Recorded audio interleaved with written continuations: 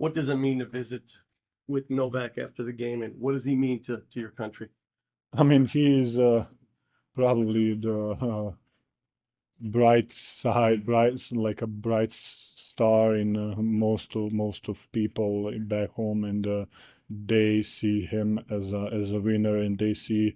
I mean, he puts our country on top of the world many times, and probably it's gonna go long time and years, so that anybody like him are gonna show up again and be 400, I don't know how many weeks on the top.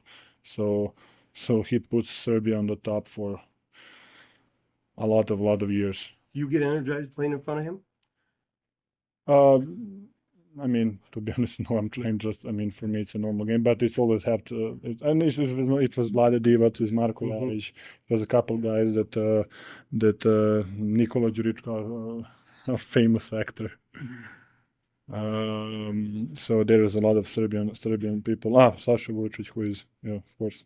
When did you know that they were coming to this game? Did Novak let you know at all? That I knew they were. Vlad is coming to basically every game, I think. Not every, but most of the games.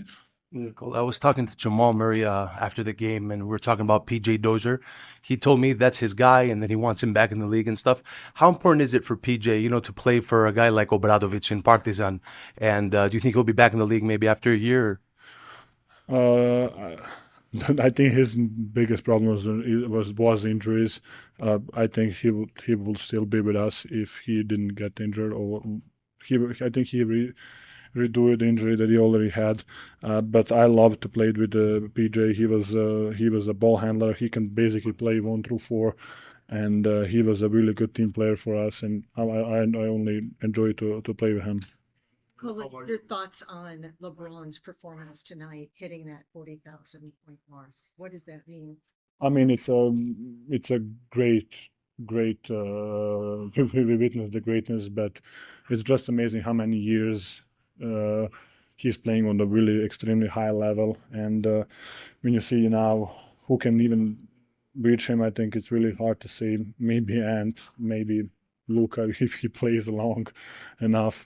But to do that, and he actually missed a year or two, so it's amazing to share the floor with a guy like that. I wanted to ask you about basketball in Serbia. I mean, you play for Mega Basket. That's a spot that's on the rise. Topic is the next step up and coming. Do you feel like people are going to see a lot more players come out of Europe, especially for the draft? Let's see the more confidence to the game is shifting. Can you just talk a little bit about that and then your experience with Mega and how it helps players? I mean, I don't know. Are they gonna European players coming more and more? I think we definitely can have something to offer that is maybe not seen here, and maybe they don't have it here. People or players here, I'm gonna say, much more talented and much more like a scorer, like a really good talent-wise basketball player. But I think European players can help in different ways too. Do you follow the Euroleague at all? And if you do, who do you think is going to make the Final Four this year? 4 teams. I follow a little bit. It's got to be Real Barcelona, Monaco, maybe Monaco. I will take Olympiacos because of my friend Nikola Milutínov, who is there. He is injured right now, but I love to watch him play. I think he's supposed to be in NBA, but he loves over there. Like the good life, man. I know. I didn't say that. Have you and LeBron sort of developed enough of a relationship over you, small star, whatever it is, to where you can kind of joke with him we are about... coming to each other's house and share bread and drinking wine together. No, my friend. It's just, I think, mutual respect. I mean, I have a lot of respect for him, what he did on and off the court.